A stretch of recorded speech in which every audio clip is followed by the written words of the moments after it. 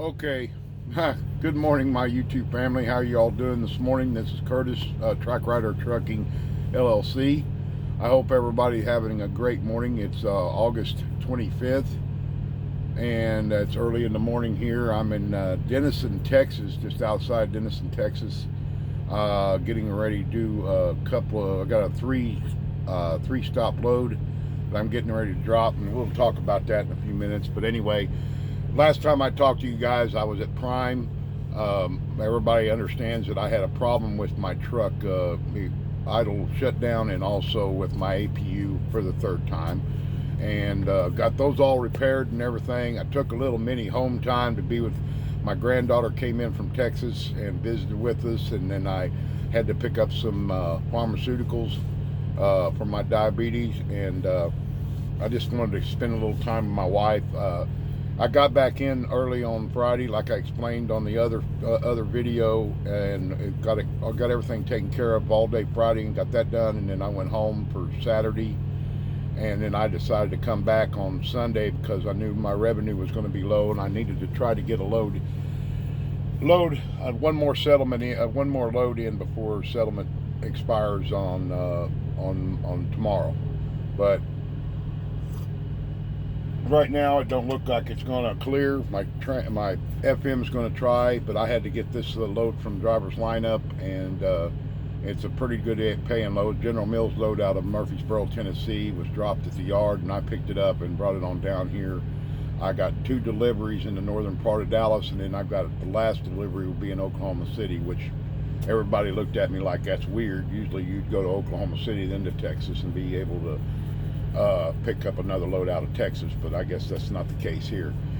Anyway, got down here, and of course I got down here too early. My first load does not, my first stop doesn't deliver till 1:30 in the morning tomorrow morning, so technically I got here about 30 hours prior. I know that's crazy, but anyway, I'm glad I did, because I was able, I was setting up my bills, because I like to separate the bills to which drop goes to what, and then I've got to also add in our own prime seals on the last 2 loads. And I got to looking at my bills, and there's a discrepancy between what the Qualcomm tells me and what the bills tell me. So I'm going to talk to my FM this morning. My night FM basically didn't say anything to me, but I don't want to take a chance because these have set appointment times, and I need to get this clarified today before I go there.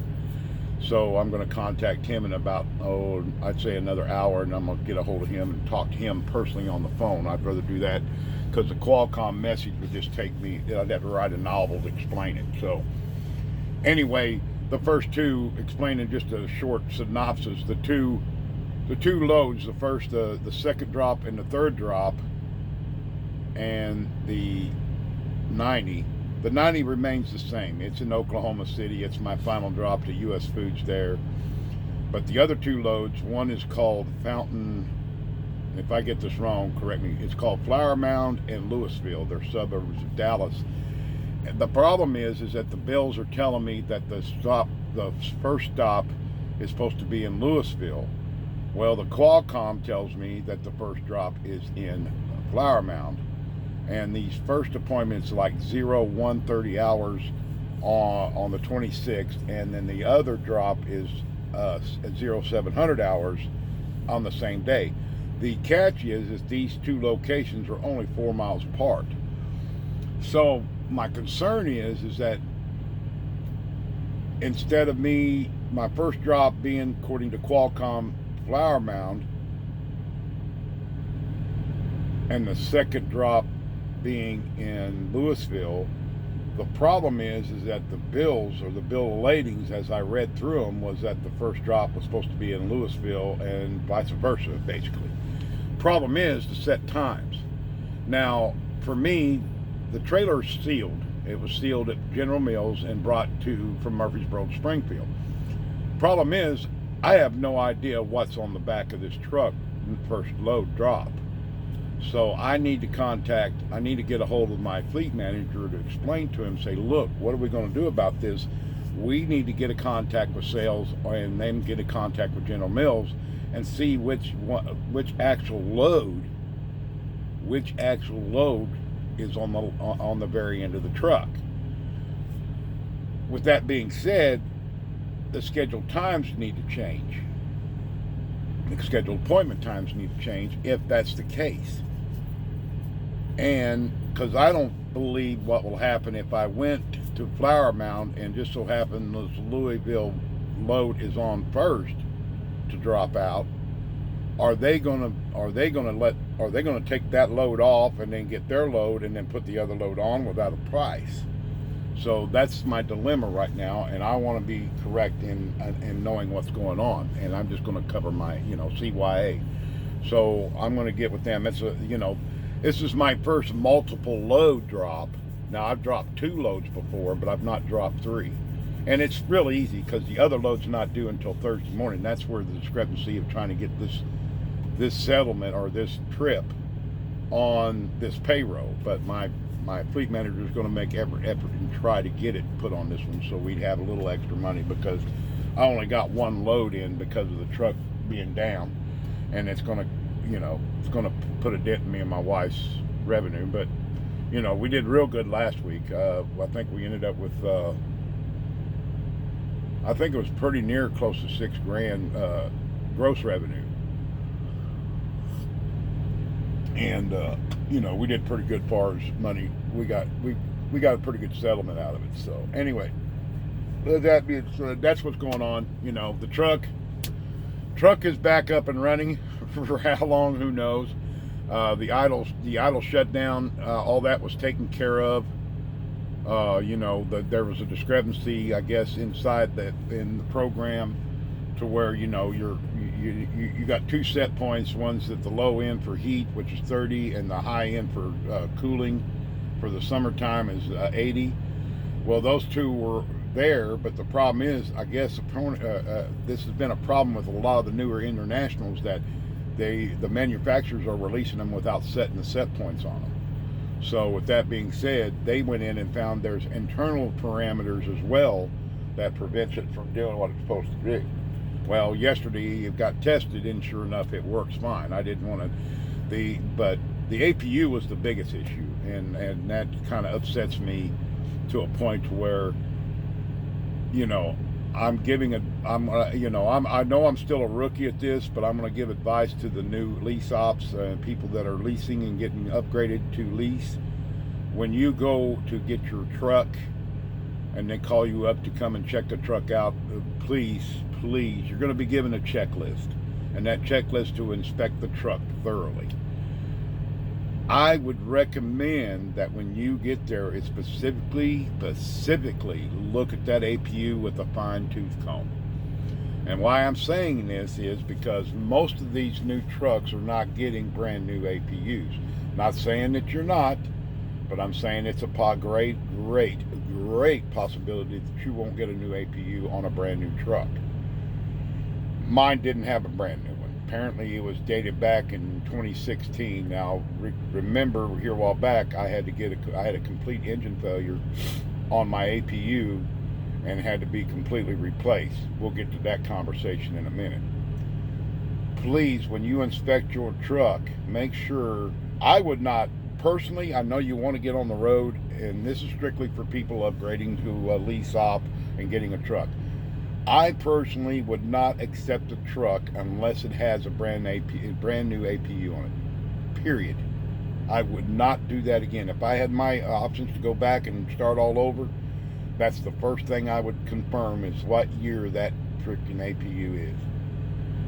Because I'm telling you, people, I'm not saying the new ones are perfect. I'm not going to tell you that. I'm just saying that you have a better chance of being out in the field making money a lot longer than like most people do, like us. You'll hear a lot of stories about everybody coming in, APU problems. Well, that's the problem. But getting to the conversation is, mine was a simple fix for the fact that it was a blown fan or alternator belt, and it was due to the fact of poor repair by who.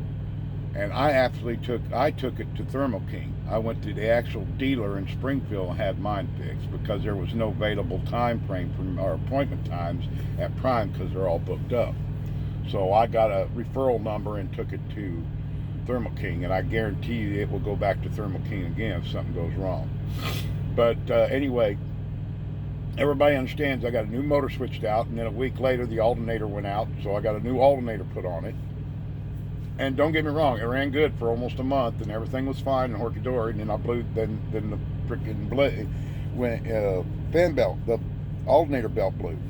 And everybody, oh, you just got to take it to a TR Petro, they'll fix it for you. Well, okay, fine and dandy. I'm glad I did what I did because the fact is I found out some more information about the existing APU that I have. So we go to Thermo King, he gets in there, he gets it all taken care of, and then he comes out and tells me what the results were. Apparently the alternator wasn't tight to torque specifications, and it worked itself loose and caused the belt to wrap, and then it blew. Okay, one issue. Okay, the next one was, he went in and also checked all the motor mounts. He did a complete overall look of a maintenance on it and checked everything out, made sure everything was fine, oil levels, radiator levels, all that stuff. Everything's good to go on it. The discrepancy that he had, and he brought this to my attention, was that comparing to the serial numbers and the data on the APU, and according to what hours ran on the APU, was a major discrepancy. And with that being said, according to Thermo King's records, that motor has over 10,000 hours on it. Okay? According to Prime and what the hour meter reads here, we only got 5,900 hours on it. So it's half of what that motor actually has on it. Now, I've been planning on getting hold of RoadAssist and Brandon and explain that to him. I said, you know, I went to Thermo King on this APU, and they're telling me that motor had over 10,000 miles, 10,000 hours on it, not 5,900 miles. What's going on? Okay? It's an old APU. Very old, even though it was a replacement motor. The second thing is that they're not upgrading or updating the software on these APUs. Now, I don't know what happened was, but normally when your APU runs and you shut the ignition off on your truck, it normally takes about 5 to 10 seconds and the APU come on. Mine doesn't. You have to manually turn it on. You got to come back here and actually turn the knob to get it to work, come on. Now that I don't know if that's a deal with a new upgrade on the program or what, I don't know. And if someone has some insight on how to set this thing up to where it will come on its own, please let me know. I'll be more than happy to hear what your opinions, or tell me what you know. You out here dealing with these things for a while. But anyway, that's what's been going on. Anyway, we're back on the road. We're operational. I know that this week might be pad week. I might have to go get some, I might be standing on the street corner with a sign saying I need food or something. Nah, I'm kidding. I got food on the truck. We replenished my stock. I got some good stuff in here, so I'm not worried about me. I understand that we got a fleet message yesterday from my fleet saying that freight's going to be real good between now and Labor Day weekend, which is about almost 2 weeks from now. So hopefully we'll get some good loads and get some good revenue. I do have to go back home on the 2nd. I have a doctor's appointment with my endocrinologist, and I've got to get her to fill out my my medical forms, my diabetes, what do you call it? It's the form that lets you still drive because you have diabetes. It's a form I have to fill out, and the doctor has to fill it out and verify that I'm good to go to drive. None of my medications hampers my ability to drive and all that crap. So I have to make that appointment. I wish this incident with the truck hadn't happened. I planned on going home to get that taken care of. I would have been able to get about another 2 weeks in, two weeks in before that, but that didn't happen. And then of course I've got to come back in on the end of October because I have my big appointment, my annual appointment with the Veterans Administration for my to maintain my status as a disabled veteran. So it's going to be touch and go for next week anyway, 2 weeks. I'm hoping I get some good revenue in. I'm going to bust my butt to get more money, make good money. If it's there available, I'm going to grab it. So we'll see how it goes. I'm kind of happy. This is my first trip solo in my own truck to Texas. I hadn't been on a Texas run yet. Of course, it's in and out. And I'll be back in Oklahoma, and who knows where I'll go from there. There's some good loads out of there from Elk City to going into Kansas even. Hopefully I'll get some good loads. Try to avoid these hurricanes, best you can. I'll get out of here, Texas. I guess this thing muffled out, Marcus muffled out a little bit there, so it's only a tropical storm or depression. And it'll probably just blow wind and heavy rains in the southern part of Texas, which everybody knows it takes forever to go through Texas. And we're going to stay in the northern section, then I'll head back up north into Oklahoma, into Oklahoma City tomorrow, or day after tomorrow. But anyway, guys, I just wanted to touch bases. Was able to get a 34-hour reset, so my clock's reset, so I'm not working on recaps, which I don't mind. I've got a system now that it worked. I was doing fine on my recaps. In fact, when I pulled into Prime at 1:30 Friday morning, I had over 30 some hours. So I recapped all the way up, so it was cool. It works. Just got to know the procedures and know how to manage that clock, like I've been taught by my trainer. That was my dilemma. My downfall, besides a little bit of backing, was my clock. But now I think I've got it mastered, and we'll see how this new system starts at the end of September. If you guys all watched the Prime video about the changes on our hours or logs, that's going to be interesting to figure out. But sounds like it's a benefit. I just wish they'd get rid of the 14-hour clock completely. That'd be awesome. I'd love to see that disappear. But anyway, we're doing good out here. I'm glad I got 193 subscribers now. I got a guy that just wanted to be confirmed on Facebook. That's cool too. Philip, thank you. And you guys keep giving me some good messages. I haven't heard from a lot of people lately. Of course, I haven't posted a lot. It's been 3 days. I didn't post till the morning. I was at the Prime, getting ready to go to all these different locations to get the truck fixed. Got my chassis lube done on my truck, so I'm all back up to par as far as all my service requirements. Truck's running okay. Everything's going good, so far so good, guys. I hope you all are having a pleasant day, and hopefully this loads. My test video did. I had some technical difficulties with my Google account. I guess it was locking. It would never load it kept failing my videos. I did 3 videos, one at my house that didn't work, and then the other ones I didn't save them. I just went ahead and deleted them all. And then I found out I had issues within my Google account I had to fix last night, and I found them. So hopefully this loads, and you guys will get to we'll get to hook up again. I'm working on trying to do a live feed, and I know you guys are working and everything and doing your thing, but hopefully one of these days, and I keep saying this, one of these days we're going to do it. One of these days we're going to do it. I'm going to just do it I'm going to announce it one of these days, and we're going to make a time, and we're going to do it, and we'll see how many people I get out of my 193 or anybody outside of that. But if you're just now watching my videos, I want to emphasize I have videos dated back to almost a year ago. I started these videos. I started my channel back in late November, just before I came to Prime. For those that doesn't know, December 2nd is when I started at Prime, going through my training, PSD and TNT training. I've got videos through all the phases, from the day I got to the orientation, through the orientation phase, through the PSD phase, through the TNT phase, to even when I got upgraded to my own truck. And I'm happy and pleased. I've been on the truck since it'll be what? It's April, May, June, July, August. 4 months now, as of yesterday. 4 months I've been on my truck, and it's been ups and downs and peaks and valleys, and I'm still here. I'm not giving up, and I'm not giving up. I'm hanging in there. So if you guys want to follow my channel, please like, subscribe, and comment. I love the comments. I know I'm getting negative comments. People are worried about different things, and that's their opinion. Awesome. And yes, again, I can't remember the subscriber's name on there, but he had an issue about my coughing with an open mouth. You know, I look at it. I know that's might be a fetish with you, but you know, I do a lot of yawning. I do a lot of coughing, and I don't cover my mouth because I'm in my own confines.